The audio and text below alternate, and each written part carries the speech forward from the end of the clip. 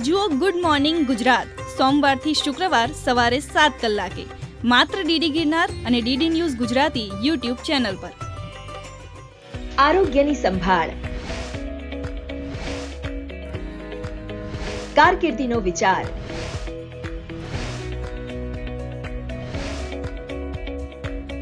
પ્રકૃતિનું સંરક્ષણ,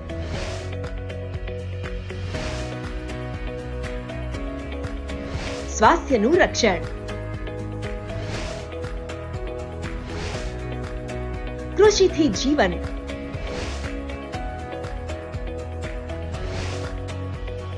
સંસ્કૃતિનું સંવર્ધન.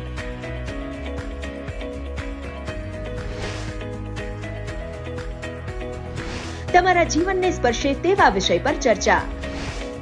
જુઓ જિંદગી કેફેમાં દર સોમવારથી શુક્રવાર બપોરે 3:30 કલાકે માત્ર ડીડી ગિરનાર અને અમારી YouTube channel DD news Gujarati પર.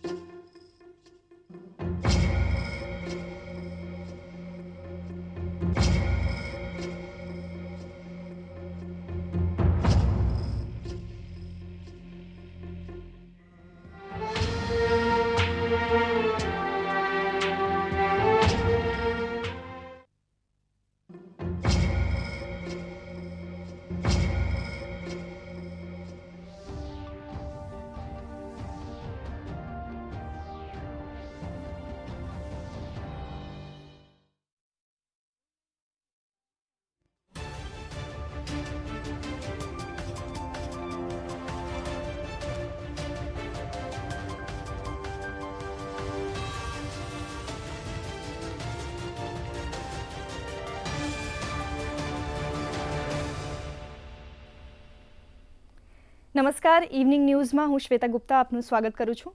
દર્શક મિત્રો, આ બુલેટિનમાં આપણે વાત કરીશું એશિયાના સૌથી મોટા ટુરિઝમ એવોર્ડ્સ સિઝન 7 વિશેની, જેનું ઉદ્ઘાટન મુખ્યમંત્રી અને નાયબ મુખ્યમંત્રીના હસ્તે કરવામાં આવ્યું છે. તો અમદાવાદની 7th ડે સ્કૂલનો વહીવટ સરકારે પોતાના હસ્તક લેતા વાલીઓએ શું કહ્યું, તેમની શું પ્રતિક્રિયા હતી તે પણ જાણીશું. આ ઉપરાંત અમદાવાદમાં આયોજિત કોન્ક્લેવમાં મુખ્યમંત્રીએ સંબોધન કરતા શું કહ્યું તે જાણીશું. સાથે અન્ય કેટલાક સમાચારો જોઈશું, પરંતુ તે પહેલાં નજર કરીએ હેડલાઇન્સ પર. એશિયાના સૌથી મોટા ટુરિઝમ એવોર્ડ્સ સિઝન 7નું મુખ્યમંત્રી અને નાયબ મુખ્યમંત્રીના હસ્તે ઉદ્ઘાટન સત્રમાં ટુરિઝમ ક્ષેત્રના વિકાસ અને નવી પહેલ અંગે ચર્ચા. એવોર્ડ્સથી ટુરિઝમ ઉદ્યોગને ગતિ મળશે તેવી મુખ્યમંત્રીએ વ્યક્ત કરી આશા.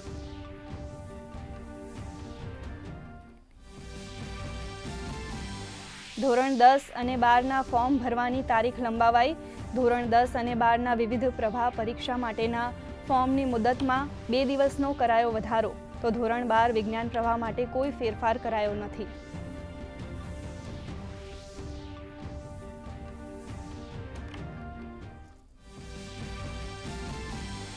અમદાવાદમાં 7th ડે સ્કૂલના વહીવટને સરકારે લીધો પોતાને હસ્તક.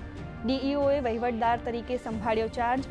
કહ્યું, શાળાનું સંચાલન બનશે વધુ પારદર્શક અને સુચારુ. વાલીઓએ વ્યક્ત કરી ખુશી.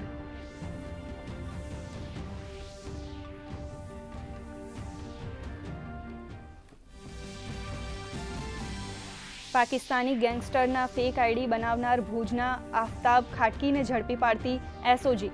આરોપીના ઘરની તપાસમાં મળ્યા ગાંજો, દેશી બંદૂક, 3 ખાલી કારતૂસ, નકલી નોટોના બંડલો. આરોપી સામે NDPS act, arms act, IT act મુજબ નોંધાયો ગુનો. આરોપીના 5 દિવસના રિમાન્ડ મંજૂર. ભારત અને ન્યૂઝીલેન્ડ વચ્ચે આર્થિક સંબંધો બનશે વધુ મજબૂત. પ્રધાનમંત્રી મોદીએ ન્યૂઝીલેન્ડના પીએમ સાથે ટેલિફોનિક વાતચીતમાં સમજૂતી કરારને બંને દેશોના આર્થિક વિકાસ માટે ગણાવ્યો મહત્વનો. યુવા પ્રોફેશનલ્સ, ખેડૂતો, આંત્રપ્રિન્યોર્સ અને ઉદ્યોગ સાહસિકોને થશે ફાયદો.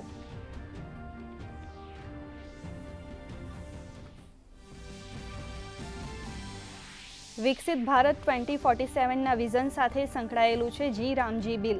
બિલ અંતર્ગત 15 દિવસમાં આપવું પડશે વેતન આપવામાં વિલંબ થતાં શ્રમિકોને મળશે વળતર. વિકસિત ભારત જી રામજી બિલથી ખેડૂતો અને શ્રમિકોને થશે લાભ.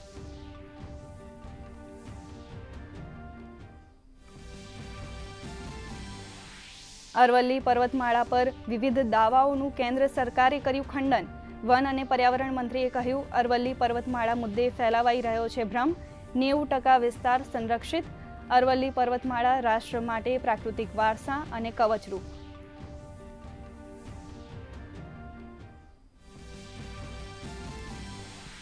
સુરતના કાપડ ઉદ્યોગપતિએ સતત ત્રીજી વાર મેળવ્યો નેશનલ એનર્જી કન્ઝર્વેશન એવોર્ડ. ફેક્ટરીમાં ઇકો ફ્રેન્ડલી ટેકનોલોજીનો ઉપયોગ અને શહેરમાં 7 અર્બન ફોરેસ્ટ બનાવવા બદલ એવોર્ડ. રાષ્ટ્રપતિ દ્રૌપદી મુર્મુના હસ્તે વિરલ દેસાઈને એવોર્ડ એનાયત.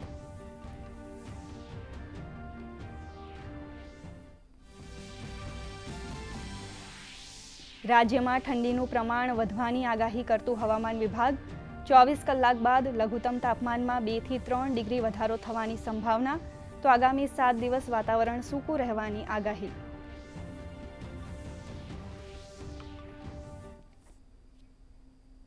સમાચાર વિગતવાર જોઈએ. મુખ્યમંત્રી ભૂપેન્દ્ર પટેલ દ્વારા ટુરિઝમ એવોર્ડ્સ સિઝન 7નું ઉદ્ઘાટન કરવામાં આવ્યું હતું, જેમાં ઇફકોના ચેરમેન દિલીપ સંઘાણી તેમજ અમદાવાદ અને ગાંધીનગરના ધારાસભ્યો અને મેયર ઉપસ્થિત રહ્યા હતા. કાર્યક્રમમાં વિવિધ ટુરિઝમ સંસ્થાઓ તથા પ્રતિનિધિઓએ ભાગ લીધો હતો. ઉદ્ઘાટન પ્રસંગે ઉપસ્થિત મહેમાનો દ્વારા ટુરિઝમ ક્ષેત્રના વિકાસ અને નવી પહેલ અંગે ચર્ચા કરવામાં આવી હતી. મુખ્યમંત્રી ભૂપેન્દ્ર પટેલે જણાવ્યું હતું કે આ પ્રકારના એવોર્ડ્સ ટુરિઝમ ઉદ્યોગને નવી ઊંચાઈઓ પર લઈ જાય છે. टूरिज़्म अवार्ड यहाँ पे ऑर्गेनाइज़ किए जाते हैं, उसका लेवल और भी बढ़ता जा रहा है दिन पर दिन. आज जैसे हम लोग प्रवेग अडालज के अंदर आए हैं, लास्ट ईयर से भी बहुत ज़्यादा बढ़िया एक इवेंट ऑर्गेनाइज हुआ है यहाँ पर.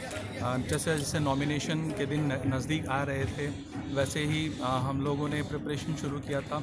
काफ़ी अच्छा एक एम्बियंस यहाँ पे क्रिएट किया हुआ है और मैं बधाई देता हूँ स्पॉन्सर्स को, जिन्होंने ये काफ़ी अच्छा अवार्ड के लिए ऑर्गेनाइज़ करते हैं हर साल. और यूं ही आगे आने वाले समय में हम लोगों को इस तरीके से अपॉर्चुनिटी मिलती रहे.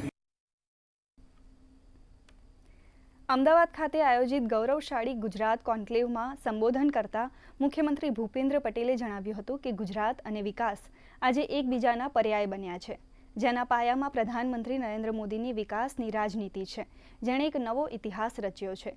ગુજરાતનું વિકાસનું રોલ મોડેલ બન્યું છે. મુખ્યમંત્રીએ વધુમાં જણાવ્યું હતું કે ગુજરાતનું અર્થતંત્ર છેલ્લા 24 વર્ષમાં 13 ગણું વધ્યું છે. દેશના કુલ જીડીપીમાં ગુજરાતની ભાગીદારી 8.2% કરતાં વધારે છે. દેશના કુલ ઔદ્યોગિક ઉત્પાદનમાં ગુજરાતનું યોગદાન 17% કરતાં વધારે છે. વિકસિત ભારતના સંકલ્પને સાકાર કરવા રોડમેપ તૈયાર કરનાર ગુજરાત સૌપ્રથમ રાજ્ય છે. વાયબ્રન્ટ ગુજરાત ગ્લોબલ સમિટની વાત કરતા મુખ્યમંત્રીએ કહ્યું કે વોકલ ફોર લોકલના મંત્રને ધ્યાનમાં રાખીને વાયબ્રન્ટ રિજનલ કોન્ફરન્સનું આયોજન કરવામાં આવી રહ્યું છે. Gujarat fintech, green growth, biotechnology, drone, semiconductor, AI વગેરે ન્યૂ એજ સેક્ટરમાં આગળ વધવા અને ચીપથી લઈને શિપના નિર્માણ માટે સજ્જ છે. અમદાવાદ શહેરમાં એસ્ટેટ શાખા દ્વારા દબાણ હટાવવાની કામગીરી હાથ ધરવામાં આવી છે, જે આગામી 1.5 મહિના સુધી ચાલશે. એસ્ટેટની એક ટીમ દ્વારા સમગ્ર શહેરમાં ઝોન વાઇઝ કામ કરવામાં આવી રહ્યું છે. અત્યાર સુધીમાં 4.2 લાખનો દંડ વસૂલવામાં આવ્યો છે અને 58,000 હોર્ડિંગ દૂર કરવામાં આવ્યા છે. લાલ દરવાજા પાસે ભદ્ર પરિસરને પણ દબાણ મુક્ત કરવામાં આવ્યું છે. સાથે જ રોડ પર આવતા 64 કોમ્પ્લેક્સ, મોલ, ધાર્મિક જગ્યાઓ તેમજ એજ્યુકેશન કેમ્પસને નોટિસ પાઠવવામાં આવી છે.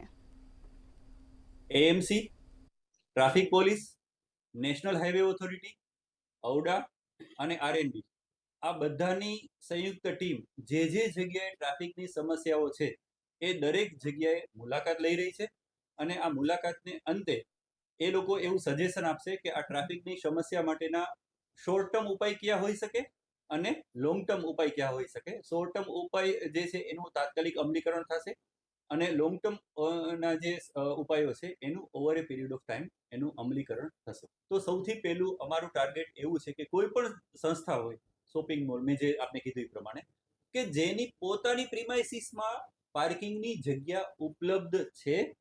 આ ઉપલબ્ધ જગ્યા હોવા છતાં જે લોકો પબ્લિક પાર્કિંગ એલાઉ કરતા નથી, અને આ સ્પેસ ન હોય તો પહેલા તમે એમને નોટિસ આપો, એને એજ્યુકેટ કરો, એન્ફોર્સ કરો, અને ન થાય તો પછી જગ્યાને સીલ કરજો. તો અમે લોકો આ જગ્યાને સીલ કરવા સુધીની કાર્યવાહી પણ આગામી દિવસોમાં કરશું.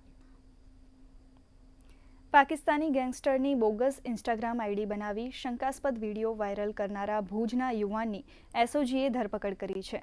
પાકિસ્તાનના ગેંગસ્ટર શાહબાજ ભટ્ટીની ગુનાહિત માનસિકતાથી પ્રેરાયેલા ભુજના ઈસમે તેને સોશિયલ મીડિયા પર ફોલો કરી ઇન્સ્ટાગ્રામમાં તેની નકલી આઈડી બનાવી હોવાનું ધ્યાને આવતા પોલીસે તાત્કાલિક તેને ઉઠાવી પૂછપરછ કરતા આરોપીના કબજામાંથી 669 ગ્રામ ગાંજાનો જથ્થો, દેશી બનાવટની બંદૂક, નકલી નોટોના 181 બંડલ, છરી અને કુહાડી સહિતનો મુદ્દામાલ મળી આવ્યો હતો. પોલીસ આરોપીના રિમાન્ડ મેળવી વધુ પૂછપરછ હાથ ધરશે. और उसकी जानकारी के आधार पर जब पुलिस की टीम ने उनके आवास पे तलाशी ली तो वहाँ से 181 बंडल भारतीय जाली मुद्रा के प्राप्त हुए, 669 ग्राम गांजा प्राप्त हुआ और एक कंट्री मेड वेपन भी वहाँ से प्राप्त हुआ है. तो एक यूनिक केस है जिसमें एक ही व्यक्ति के पास से एक ही समय में नारकोटिक्स और जाली मुद्रा और कंट्री मेड वेपन जो हथियार है वो प्राप्त हुआ, और यही व्यक्ति एक पाकिस्तानी गैंगस्टर के इंस्टाग्राम अकाउंट बना करके उसका संचालन कर रहा है और वीडियोस भी पोस्ट कर रहा है. तो मामले की गंभीरता को देखते हुए इस व्यक्ति के खिलाफ सभी कड़ी धाराएं लगाई गई. જામનગર જિલ્લાના પ્રભારી મંત્રી અર્જુન મોઢવાડિયાએ જામનગરમાં ત્રિદિવસીય સશક્ત નારી મેળાનો શુભારંભ કરાવ્યો હતો.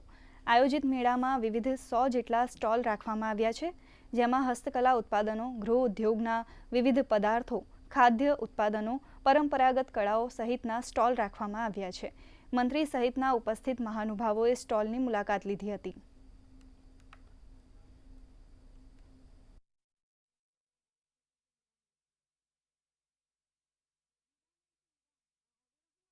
જામનગર શહેર અને જિલ્લાની સખી મંડળોની બહેનો, જુદા જુદી સંસ્થાઓની બહેનો, એમણે સાથે મળી જે કોઈ પ્રોડક્ટ બનાવી છે એનું અહીંયા પ્રદર્શન રાખવામાં આવ્યું છે, અને એના દ્વારા મહિલાઓને જે પોતાની કૃતિઓ બનાવે છે નાના નાના આર્ટવર્ક મારફતે કે પછી ગૃહ ઉદ્યોગો મારફતે, એને રાજ્ય સરકારનો અભિગમ એવી છે કે આવી મહિલાઓને માર્કેટ માટેનું એક પ્લેટફોર્મ મળવું જોઈએ.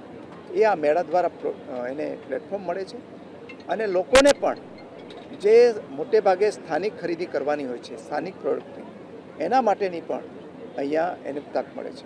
જામનગરમાં શ્રીજી હોલની પાસે જેએમસી ગ્રાઉન્ડમાં સશક્ત નારી મેળો ચાલી રહ્યો છે, જેમાં ગામડાની બહેનો છે અને જે બહેનો ઘરેથી કામ કરે છે એ બધા બહેનોના અહીંયા સ્ટોલ છે. દર્શક મિત્રો, વધુ સમાચારો વિરામ બાદ.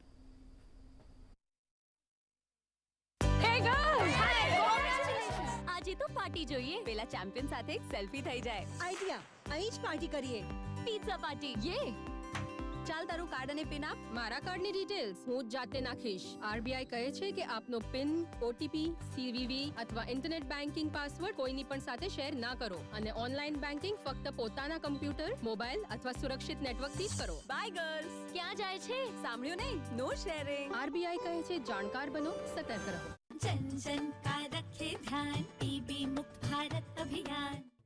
जब सुरक्षित है वे लोग जिन्हें अधिक है टीबी होने की संभावना, तभी साकार होगी टीबी मुक्त भारत की कामना. पहले से मौजूद स्वास्थ्य परिस्थितियां टीबी होने की संभावना को बढ़ा सकती हैं. इस वर्ग में आप या आपका परिवार भी हो सकता है. इस समूह में आते हैं वे लोग जिन्हें पिछले 5 वर्ष में टीबी हुआ हो, 60 वर्ष या उससे अधिक आयु, धूम्रपान या शराब का सेवन करने वाले, कुपोषित, टीबी निकट संपर्क हुआ हो, मधुमेह रोगी, HIV से पीड़ित लोग.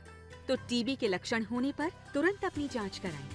अगर टीबी ना हो तो जरूरत पड़ने पर टीबी प्रिवेंटिव थेरेपी से सुरक्षित हो जाएं. अन्यथा निशुल्क दवा और उपचार का लाभ उठाएं. आइए हम सब मिलकर देश को टीबी मुक्त बनाएं.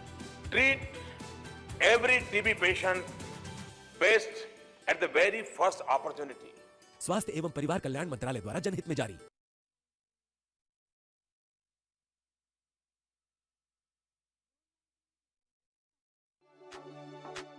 ઈસુ ખ્રિસ્તના જન્મની ઉજવણી, નાતાલના પર્વની ઉજવણી.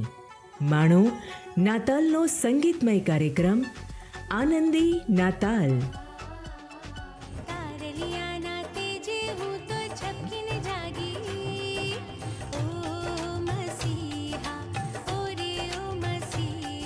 શાંતિ ઉતારવા આવ્યો જગમાં, શાંતિ દૂત કહેવાશે. એક બાળક જન્મ્યો છે આજે. ભરવાડ સુણે દૂત ગાયન, હાલેલુયા હો રાજન. જન્મ્યો ત્રાતા ક્રીસ. 25 ડિસેમ્બર ગુરુવારે રાત્રે 8 કલાકે. પુનઃ પ્રસારણ શુક્રવારે સાંજે 6:30 કલાકે. માત્ર ડીડી ગિરનાર પર. વિરામ બાદ આપનું સ્વાગત છે. સમાચારમાં આગળ વધીશું. દાદરા અને નગર હવેલી, દમણ દીવ તથા લક્ષદ્વીપના પ્રશાસક પ્રફુલ્લ પટેલ દ્વારા શ્રી રત્નલીલા આરાધના ભવનનું લોકાર્પણ કરવામાં આવ્યું હતું. જૈન સમાજના સાધુ સાધ્વીઓના વિહાર માટે ખાસ આ ભવનનું લોકાર્પણ કરવામાં આવ્યું છે. આ કાર્યક્રમમાં જૈન સમાજના અગ્રણીઓ અને મોટી સંખ્યામાં નગરજનો ઉપસ્થિત રહ્યા હતા. जैन देरासर के प्रांगण में यह जो रत्नलीला आराधना भवन का जो निर्माण हुआ है, यह हमारे जैन धर्म के लिए आराधना और संस्कृति का एक स्रोत है. यह सिर्फ आराधना भवन नहीं है, लेकिन यह भवन में सदियों तक शतकों तक कितने आचार्य महाराज आएंगे, साधु साध्वी जी महाराज आएंगे, कितने मंत्र जाप होंगे. यह पूरे गांव की, पूरे प्रदेश की धरती को कितना धर्म का आशीर्वाद मिलेगा, इसके लिए यह आराधना भवन बनाया गया है. श्री शीतलनाथ भगवान जैन पेढ़ी हस्तक અમારા કુટુંબને જે ઉપાશ્રય બનાવવાનો લાભ મળ્યો તે બદલ અમે શ્રી સંઘના खूब खूब आभारी छे.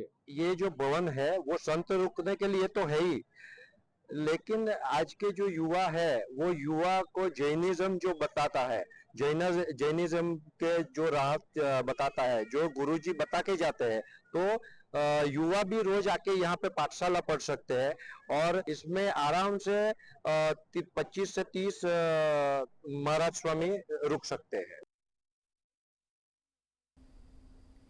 ખેડા જિલ્લાના વસોમાં 4 માસૂમ બાળકીઓનું શારીરિક શોષણ કરનાર 54 વર્ષીય ચંદ્રકાંત પટેલને નડિયાદ સેશન્સ કોર્ટે આજીવન કેદની સજા ફટકારી છે. જજ પીપી પુરોહિતે આરોપીને કુદરતી જીવનના અંત સુધી જેલમાં રાખવાનો હુકમ કર્યો અને કુલ 1,51,000 રૂપિયાનો દંડ ફટકાર્યો છે. આરોપીએ બાળકીઓને ચોકલેટ અને બિસ્કિટની લાલચ આપી દુષ્કર્મ આચર્યું હતું અને વિડીયો બનાવી ધમકીઓ આપી હતી. પોલીસે તેને ઝડપી તપાસ કરી હતી અને સરકારી વકીલે કોર્ટમાં 19 સાક્ષીઓ અને 45 દસ્તાવેજી પુરાવા રજૂ કર્યા હતા. ત્યારે જજ પીપી પુરોહિતે પોક્સો એક્ટની વિવિધ કલમો હેઠળ સજા ફટકારી છે.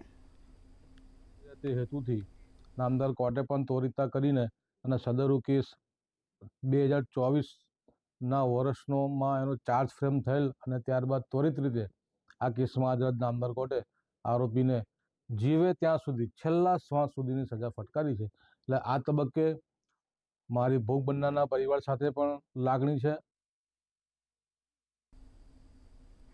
મોરબીના કાલિકા પ્લોટમાં રહેતા 22 વર્ષીય યુવાન સાહિલ જાન્યુઆરી 2024માં રશિયામાં બીટેક અભ્યાસ માટે ગયો હતો. ત્યાં કુરિયર સર્વિસમાં કામ કરતા એપ્રિલમાં પોલીસે તેને 20 ગ્રામ ડ્રગ્સ સાથે પકડ્યો અને 7 વર્ષની સજા ફટકારી. જેલમાંથી મુક્તિ માટે રશિયા તરફથી સિટીઝનશીપ, સરકારી નોકરી અને સજા માફીના લાલચ આપીને તેને યુક્રેન વિરુદ્ધ યુદ્ધમાં મોકલવામાં આવ્યો હતો. ઓક્ટોબરમાં તેણે યુક્રેન આર્મી સમક્ષ સરેન્ડર કર્યું અને હાલ કીવના ડિટેન્શન સેન્ટરમાં યુદ્ધ કેદી તરીકે છે, જ્યાં તેને તમામ સુવિધાઓ મળી રહી છે. યુવકે યુક્રેનમાં આત્મસમર્પણ કર્યા બાદ વધુ 2 વિડીયો વાયરલ થયા છે. તેમાં તેણે ભારત સરકારને પરત લાવવા અપીલ કરી છે અને રશિયા પર ગંભીર આરોપ લગાવ્યા છે. ત્યારે આ યુવકની માતા પણ ભારત સરકારને પોતાના પુત્રને પરત લાવવા મદદ માંગી રહી છે. का, एक हिंदी में एक इंग्लिश में, दोनों में साहिल बोल रहा है कि मुझे ड्रग्स केस में फंसाया गया है, इसमें मेरी कोई गलती नहीं है, फिर भी रशियन गवर्नमेंट ने मुझे 7 साल की सज़ा दी है और रशियन पुलिस के द्वारा ही मुझे आर्मी में भी धकेला गया है। अभी मैं यूक्रेन में हूँ और यूक्रेन की गवर्नमेंट ने मतलब साहिल की बहुत उनके साथ, साहिल के साथ मानवता दिखाई है, उस पर दया दिखाई है। साहिल की हेल्थ भी अच्छी है और साहिल हमारी सरकार से रिक्वेस्ट कर रहा है कि मुझे जल्दी से जल्दी यूक्रेन से इंडिया लाने के प्रयास करें और हम भी यूक्रेन गवर्नमेंट से रिक्वेस्ट करते हैं कि साहिल के ऊपर आप मानवता दिखा रहे हैं तो उसके आगे के भविष्य को देखते हुए साहिल को इंडिया भेजें। યુક્રેનમાં મોરબીના ફસાયેલા યુવક મામલે રાજ્યસભાના સાંસદ કેસરી દેવસિંહ ઝાલાએ નિવેદન આપ્યું હતું। તેઓએ જણાવ્યું હતું કે યુવકને છોડાવવા માટે ગુજરાત સરકાર પ્રયત્ન કરી રહી છે, સાથે જ સાંસદ દ્વારા સરકારમાં પણ રજૂઆત કરવામાં આવી છે। વધુમાં આશા વ્યક્ત કરતા જણાવ્યું હતું કે સરકાર આ અંગે યોગ્ય નિરાકરણ લાવશે। આ પ્રશ્ન એક્સટર્નલ અફેર્સનો છે એટલે એમાં ઘણા બધા પ્રશ્નો હોતા હોય છે, પણ આ મુદ્દો મોરબીના જે આવ્યો છે એ ગુજરાત સરકારે પણ ઉપર મૂક્યો છે અને અમે બધા સંસદો તરીકે પણ અમે મૂક્યો છે, એટલે એની કાર્યવાહી ચાલુ છે। પણ એમાં કેમ કે પરિસ્થિતિ આપણને બધાને યુક્રેનની અંદર શું છે આપણને ખ્યાલ છે, એટલે એ પરિસ્થિતિને ધ્યાનમાં રાખી અને એમાં સમય તો લાગશે પણ એનો રસ્તો પૂરી રીતે નીકળશે એવી ખાતરી કેન્દ્ર સરકારે આપેલી છે। પ્રધાનમંત્રી નરેન્દ્ર મોદીએ આજે ન્યૂઝીલેન્ડના પ્રધાનમંત્રી ક્રિસ્ટોફર લક્સન સાથે ટેલિફોન પર વાતચીત કરી। બંને નેતાઓએ સંયુક્ત રીતે ઐતિહાસિક, મહત્વાકાંક્ષી અને પરસ્પર લાભદાયી ભારત ન્યૂઝીલેન્ડ મુક્ત વેપાર કરારના સફળ સમાપનની જાહેરાત કરી। આ અંગે ન્યૂઝીલેન્ડના પ્રધાનમંત્રીએ ટ્વીટ કરી ભારત સાથે વેપાર વધારવા માટે પ્રતિબદ્ધતા દર્શાવી છે। નવી દિલ્હી ખાતે આજે ભારત અને ન્યૂઝીલેન્ડ વચ્ચેના વેપાર સહયોગ વિશે વાણિજ્ય વિભાગની સંયુક્ત સચિવ પેટલ ઢિલ્લોએ પ્રેસ કોન્ફરન્સ કરતાં જણાવ્યું હતું કે બંને દેશો વચ્ચે વેપાર સહયોગ મજબૂત બનાવાશે। વિવિધ ક્ષેત્રોમાં બંને દેશોના નવીનતાઓ ઉદ્યોગ સાહસિકો, ખેડૂતો, MSME, વિદ્યાર્થીઓ અને યુવાનો માટે નવી તકો પણ ખોલશે। To the gains, 100% tariff lines fully duty free from New Zealand on entry into force. Our present average with New Zealand is 2.2 in terms of the duties, but that is a bit deceptive as averages are. Our peak tariff for most of the goods that we export to New Zealand, which is textile products, leather, ceramics, carpets, automobiles, was pegged at around 10%. So that is the level of gain that we will experience for our exports to New Zealand. The nation under Prime Minister Narendra Modi's leadership, this is the 7th free trade agreement. All of them with developed economies with significantly larger per capita incomes than India, demonstrating that we are expanding trade relations rapidly with countries who complement the Indian economy rather than compete with India. દર્શક મિત્રો, વધુ સમાચારો વિરામ બાદ।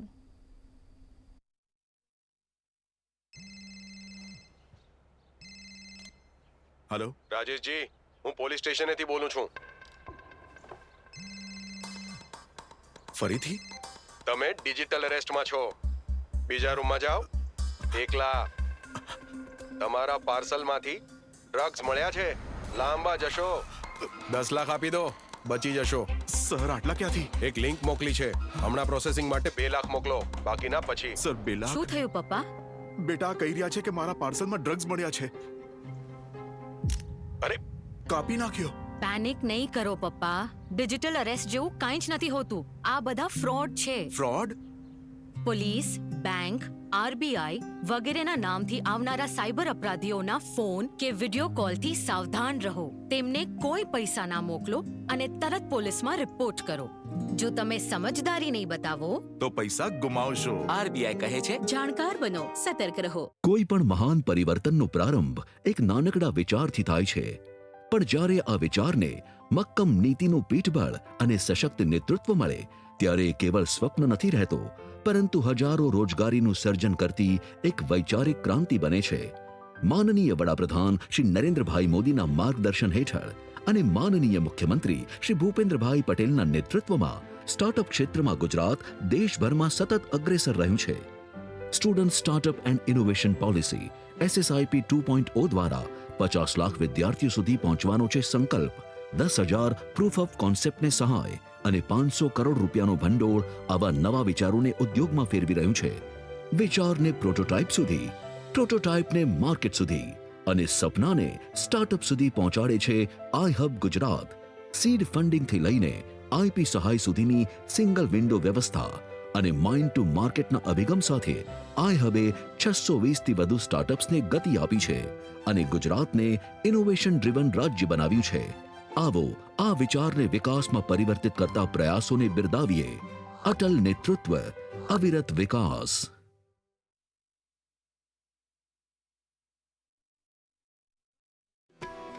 हेरी सखी मंगल गौरी, हेरी सखी मंगल गौरी, धरती अंबर सजाओरी, धरती अंबर सजाओरी, उतरेगी आज मेरे पीऊ की सवारी.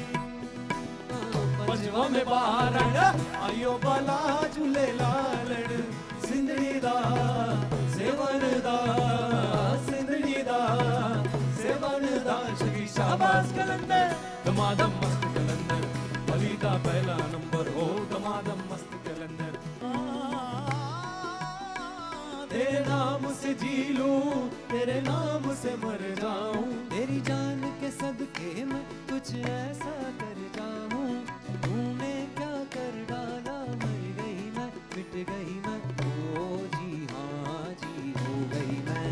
तेरी दीवानी दीवानी, तेरी दीवानी दीवानी.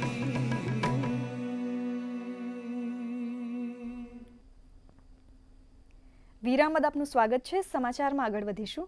નેશનલ હેરાલ્ડ મામલે સોનિયા ગાંધી અને રાહુલ ગાંધીને નોટિસ આપવામાં આવી છે. ઈડી દ્વારા કરવામાં આવેલ અરજી બાદ હાઈકોર્ટ દ્વારા આ નોટિસ આપવામાં આવી છે. ઈડી દ્વારા રાઉઝ એવેન્યુ કોર્ટના આદેશને સુપ્રીમ કોર્ટમાં પડકારવામાં આવ્યો હતો. આ નોટિસની અસર PMLA અંતર્ગત રહેલ અન્ય કેસ પર પણ પહોંચશે. રાષ્ટ્રપતિ દ્રૌપદી મુર્મુએ વિકસિત ભારત રોજગાર અને આજીવિકા મિશન ગ્રામીણ બિલ પર મંજૂરીની મહોર લગાવી દીધી છે. રાષ્ટ્રપતિની સહી બાદ આ બિલ હવે કાયદો બની ગયો છે. હવે જી રામજી કાયદા મુજબ ગ્રામીણ પરિવારોને પ્રતિવર્ષ 125 દિવસની બંધારણીય રોજગારી હક મળશે, જે પહેલાં મનરેગા મુજબ 100 દિવસ હતો. સરકાર આ બિલને આગામી નવા વર્ષની 1 એપ્રિલ 2026થી લાગુ કરવાની તૈયારી કરી રહી છે. આ પ્રસ્તાવિત કાયદો 20 વર્ષ જૂના મહાત્મા ગાંધી રાષ્ટ્રીય ગ્રામીણ રોજગાર ગેરંટી અધિનિયમને બદલશે. નવા કાયદા મુજબ વેતનની ચૂકવણી સાપ્તાહિક ધોરણે અથવા વધુમાં વધુ 15 દિવસની અંદર ફરજિયાત છે. જો નિર્ધારિત સમય મર્યાદામાં ચૂકવણી ન કરવામાં આવે તો વેતનની ચૂકવણીમાં વિલંબ માટે વળતરની પણ જોગવાઈ છે. તો જી રામજી બિલને ગુજરાતમાં પણ સારો આવકાર મળ્યો છે. અંતરિયાળ જિલ્લા બનાસકાંઠાના લાભાર્થીઓ આ કાયદાથી ખુશ થયા છે. જોઈએ તેમની પ્રતિક્રિયા.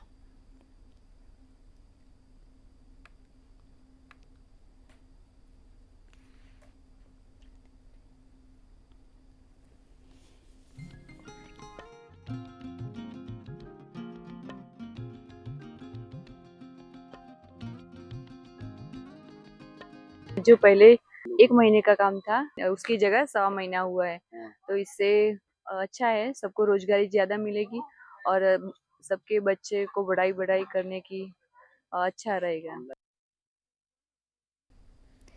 વડોદરા ખાતે 1 SDG 1 શાળા પ્રોજેક્ટનો ઉદ્ઘાટન સમારોહ યોજાયો હતો, જેમાં વડોદરાના મ્યુનિસિપલ કમિશનર અરુણ મહેશ બાબુ, CBSEના CEO ડોક્ટર મૃદુલા સિંહ સહિત પ્રોજેક્ટ કોઓર્ડિનેટર ઉપસ્થિત રહ્યા હતા.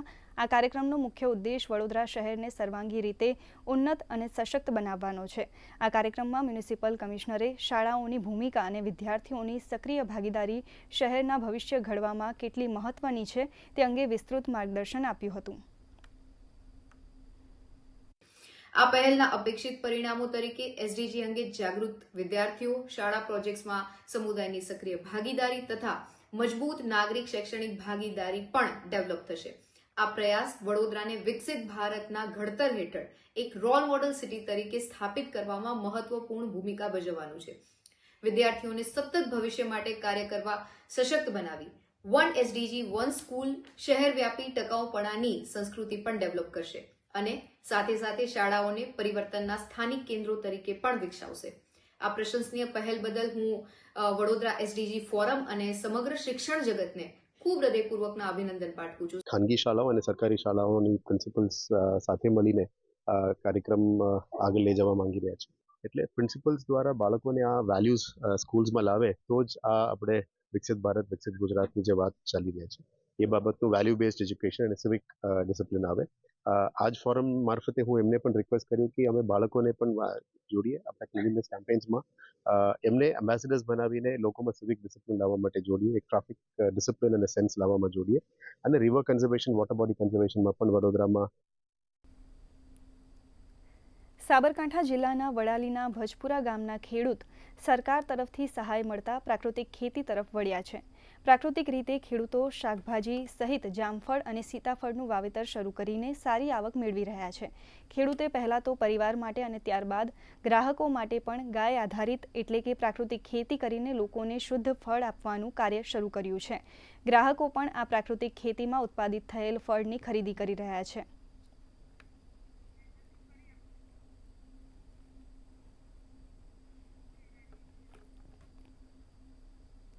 ડિસેમ્બર પૂર્ણ થવાના આરે છે, પરંતુ રાજ્યમાં ઠંડીનું પ્રમાણ ઘટ્યું છે. સામાન્ય રીતે ઠંડા રહેતા નલિયામાં તાપમાન વધીને 15.2 ડિગ્રી થયું છે, તો રાજ્યમાં સૌથી ઓછું તાપમાન ડાંગમાં 11.2 ડિગ્રી તેમજ દાહોદમાં 12.6 ડિગ્રી નોંધાયું છે અને અમરેલીમાં 13 ડિગ્રી નોંધાયું છે, તો દીવમાં 13.2 ડિગ્રી તાપમાન નોંધાયું છે. મહાનગરોની વાત કરીએ તો વડોદરામાં 14.2, રાજકોટમાં 14.5, ડીસામાં 14.9 અને અમદાવાદમાં તાપમાન વધીને 17.2 ડિગ્રી થયું છે. જો કે હવામાન વિભાગે જણાવ્યું છે કે 23 ડિસેમ્બરથી રાજ્યમાં ઠંડીનું જોર વધશે.